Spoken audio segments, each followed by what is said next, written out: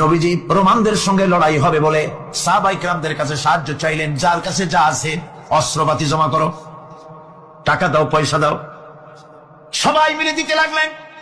দিতে দিতে মহিলারা গলার হাত, নাকের ফুল, কানের দুল হুজুরের সামনে স্তূপ হয়ে গেছে, টাকা করে সোনাদানা সব শুদ্ধ। হুজুর বলছেন, সাহাবীরা সবাই তো সব জিনিস দিলে, আমার আবু বকর দেখি না কেন?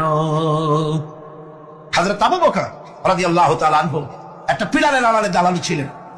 হুজুরের ডাক শুনে তিনি আসলেন, হাতে ছোট্ট একটা থলি, চোখে পানি। থলিটা হুজুরের হাতে তুলে দিলেন। হুজুর থলি ছাড়লেন, দেখা গেল কয়েকটা দিরহাম আর কয়েক কেজি গম, আর কিছু নাই। হুজুর তাকালেন, দেখছেন আবু বকর রাদিয়াল্লাহু তাআলা আনহুর চোখের পানিতে দাড়ি ভিজে ভিজে পড়তেছে।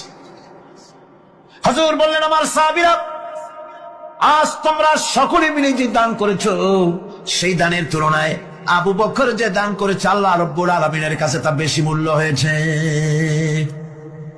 মনের মধ্যে অনেকের প্রশ্ন জাগলো, কেমন করে তা হলো? আমরা এত এত দিলাম। হুজুর জিজ্ঞেস করলেন, ও সাহাবী, তুমি কত দিয়েছো? বাড়ি কত আছে? তিনি বললেন, এত দিছি, এত আছে। তুমি কত দিয়েছো? কত রেখে এসেছো? প্রত্যেকে এরকম বলল। হযরতে ওসমান, হযরতে ওমর, হযরতে আলী রিদওয়ানুল্লাহ তাআলা আলাইহিম আজমাইন, তারাও বললেন, অর্ধেক এনেছি, অর্ধেক থুই আসছি, 2 ভাগ এনেছি, 1 ভাগ রেখে আসছি।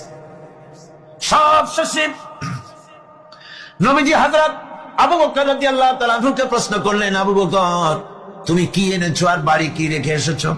হযরত আবু বকর বলেন, ইয়া রাসূলুল্লাহ, ইয়া হাবিবাল্লাহ, আমার বাড়িতে জাগতিক সম্পদ বলতে যা বুঝায় সবটুকু এনে নবীজির কদম মোবারকে দান করে দিয়েছি। আবু বকরের ঘরে এখন আল্লাহ আর তার রাসূল ছাড়া কোনো জিনিস বাকি নাই, যা ছিল সব এনেছি। হুজুর জিহাদে রওনা হলেন 30,000 সৈন্য সাথে, 30 সহস্র সৈন্য নিয়ে নবীজি তাবুকের দিকে চললেন।